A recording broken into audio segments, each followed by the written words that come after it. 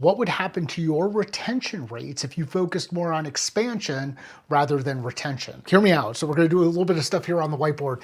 We talk about acquisition, initial acquisition. This is all part of that Dare to Grow model. Remember, we acquire a customer for the first time once. You don't acquire a customer for the first time many times. You acquire a customer for the first time once. So we acquire a customer, and then we move into this growth cycle, retention plus expansion. That's part of that Dare to Grow model. What happens after we acquire the customer? What is the first thing that we need to do in this little period between customer acquisition and expanding the customer? Well, the first thing we need to do is we need to implement. I don't care if you're a SaaS company or you're a construction company or you're a services company, you've got to implement. You implement something, you deliver something into the organization. This is typically that initial onboarding that you go through. So there's an onboarding process that you go through when you do your initial implementation. And when you do that initial implementation, one of the first questions that you should be asking in this part of the process is, what do we need to accomplish here in the short term in order for you to be able to communicate inside your organization that this is successful, that this is working? What I want to look at here is, how do we accelerate speed to impact? Or another way to look at this is time to value. What's that first value point that we need to hit in that first 90 days with any engagement? And how do we design for it? So if we know what that value point is, we can design backward. Remember, we've done this a couple of different times, A, B, C, D, to get to that value point. And we can check ourselves to make sure that we're making it through each of these individual gates. And we can set up a system or a process. It could be communication, email, newsletter, could be meeting, could be a number of different things. But we set up some conversion things that are going to look like call plans that help us convert between A to B, B to C, C to D. When we get to that value point, the next question we want to ask is, did we do what we said we were going to do? Which is the confirmation step in the catalyst sale process. Did we do what we said we were going to do?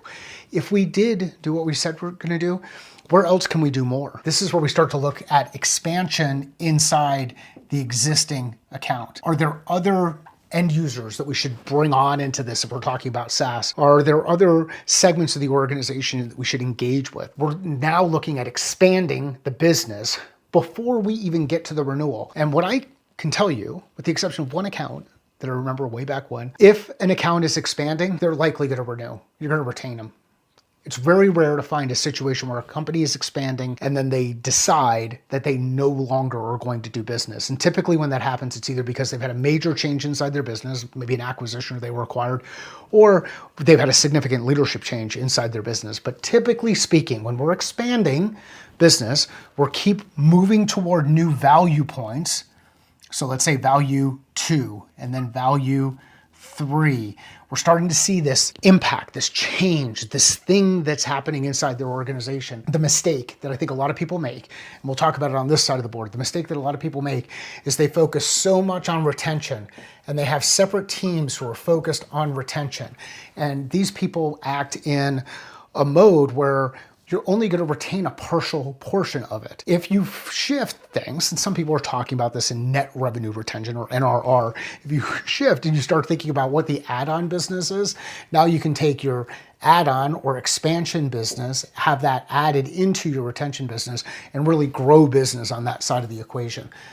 Retention is one of those things that will only go backwards. Expansion is something that moves forward. And if we keep our customers moving forward, we're going to put ourselves in a better position. So if we agree that we're going to retain customers through expansion, and we're going to accelerate time to value, speed to impact, we're going to focus on those initial value points and get through those, then the next thing that we want to figure out, and this is really important because this is where people who are in customer success type roles or some other roles, they don't think of themselves as sales or revenue people inside an organization. Depending on the complexity of your business, I would suggest that they should be. I'm not a big fan of the use of the word cradle grave because I don't want to see clients die in the process of working with them. But if we are in a situation where we're going to transition over to customer success and not have customer success work with an account executive, then we've got to look at this a little bit differently. So your customer success person is responsible for managing the onboarding part of the relationship. That's the first thing they do. Then they start to shift into this idea of everboarding. What happens if we start looking at the engagement that we have with our customers in the context of 90-day sprints, maybe even 6 2-week sprints inside that 90 days. We're constantly working from A to B to C to D, and then resetting from A to B to C to D every 90 days. And at the end of each of those 90 days, we have these business reviews, not these quarterly business reviews where you go in and you say, hey, here's all the cool new things that we're doing in the business.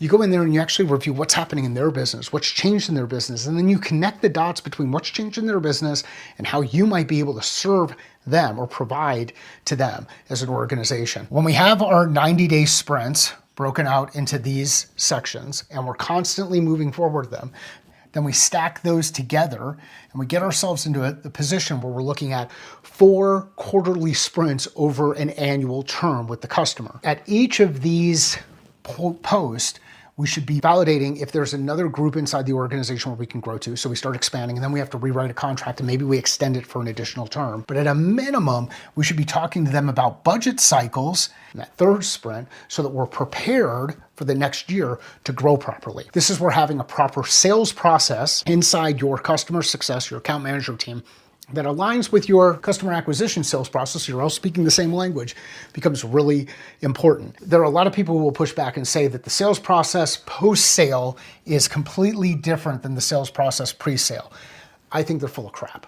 And the reason I think they're full of crap is because I've applied both of them on both sides. And when we use the same language inside our organizations, we can communicate better as a team. Getting back to the point, so we are focused on retention through expansion. So we're going to expand our customers, which is ultimately going to lead to retaining those customers. We're going to design in the context of 90-day sprints, break those down into 6 2-week sprints inside the 90-day sprint period, constantly be moving towards speed to impact, time to value, and looking for opportunities to expand. If you do that inside the customers that you're working with, you will increase your renewal rates. You will increase the impact that you have inside those organizations. You will increase the reach that you have inside those organizations. And the other thing that they will do is they will start telling all of their friends about you, and you'll start growing new customers through the success that you have with existing customers. Let's look at this growth challenge through the lens of expanding customers as a way to retain those customers so that when we acquire customers, we keep them